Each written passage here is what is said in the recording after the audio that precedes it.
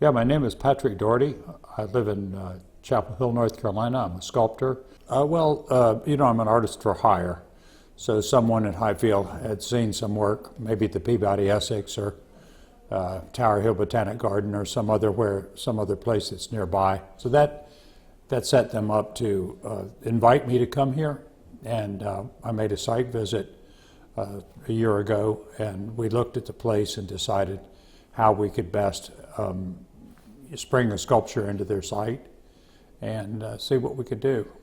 Highfield Hall, we ordered material from upstate New York from a willow farm that grows it, and we're some of the primary users of that material. They line it out like a crop. They cut it and then it comes back up from the same stump. So it's quite efficient and economical, but it's also a bit environmentally friendly. They're growing it as a crop and it renews itself all the time. It's very esoteric, but we were looking at leaf patterns and the veins on the back of leaves, and in a way they're kind of little supply lines. Immediately I realized that that was going to be such a big piece if we tried to use that as a model that kind of abstracted the idea and made a fleur-de-lis.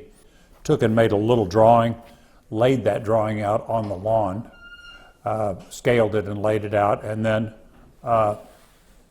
we tended to go along and make holes along the perimeter, put these bigger sapling pieces down in there, bend those over into the shape we wanted.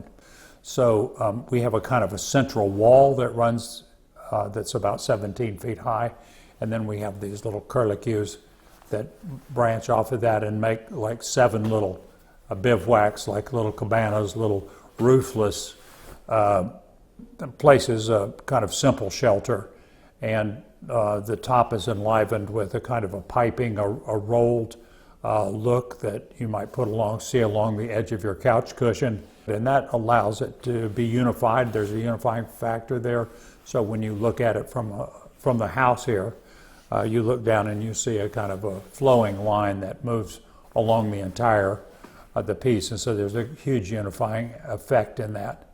I have to say that people have been very kind to me here. I've really enjoyed my time in Falmouth. We've had several people, the bagel shop, Cape Cod Bagel has provided our lunches, which has been great. And we've had some other, George Chapman, who is a local gardener and has a beautiful garden. He was our volunteer coordinator, started out that way, but then ended up giving us his talent by working really hard on the sculpture himself. He's done a lot of windows and doors in the sculpture, and he should be, we're really proud to have had him.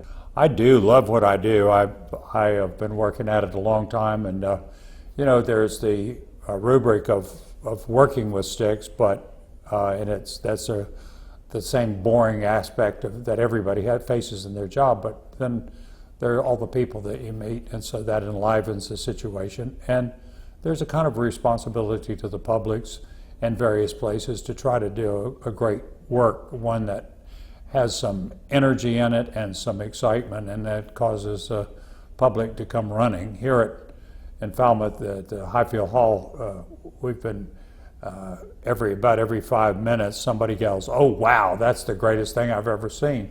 So in terms of the reception for sculpture, it can't be better than that.